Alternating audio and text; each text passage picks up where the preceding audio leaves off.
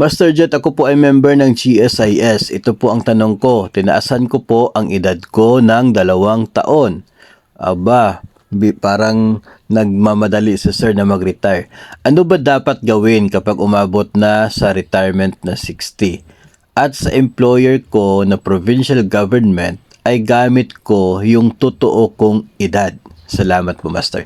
So, ibig sabihin nito, yung edad ng ating sender iba doon sa record ng kanya pong employer ng isa pong provincial government, at iba naman yung record niya doon sa GSIS kasi daw tinaasan niya yung ng 2 taon yung edad niya doon sa record ng GSIS.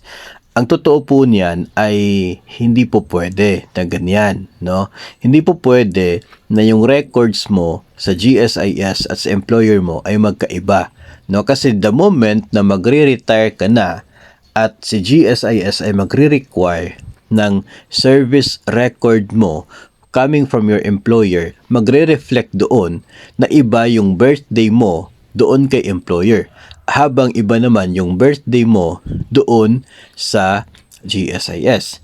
Kapag case na ganyan, dapat na i-reconcile mo na kung saan doon sa 2 birthdays, 2 edad, yung totoo.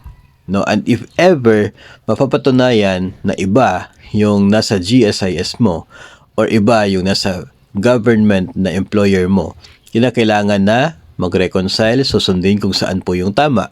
Then that's the time na pwede nang umaksyon if you are already retirable or hindi po. So sa case na ito, mas mabuti po na i-reconcile na po ninyo habang mas maaga pa yung birthday ninyo doon sa GSIS, kasi yun po yung sabi ninyo na tinaasan ninyo ng 2 years advance yun. Hindi pwede na makaiba yung record sa GSIS at sa employer, so dapat i-correct na niyo doon para maging tama na at magkapareho na yung record ng birthday ninyo at edad sa employer at sa GSIS.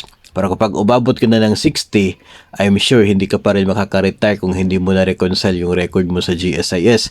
Kasi makikita yan doon sa employer mo na you are still 58 years old at hindi pa pala 60. So, dapat po kasi masusunod kung ano po yung tama, I'm not sure kung bakit naging ganon. Siguro matagal na ang panahon na naging miyembro ka ng GSIS. Siguro noong time na yon ay baka may mga proseso po na siya naging dahilan kung bakit nagawa ninyo na i-advance ng 2 years yung record mo sa GSIS.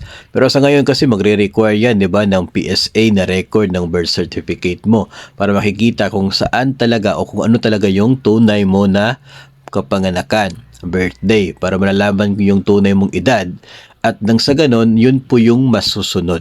So, better coordinate with the GSIS para matama po yung record mo doon habang hindi pa po kayo umabot sa punto na paparetire na sa serbisyo.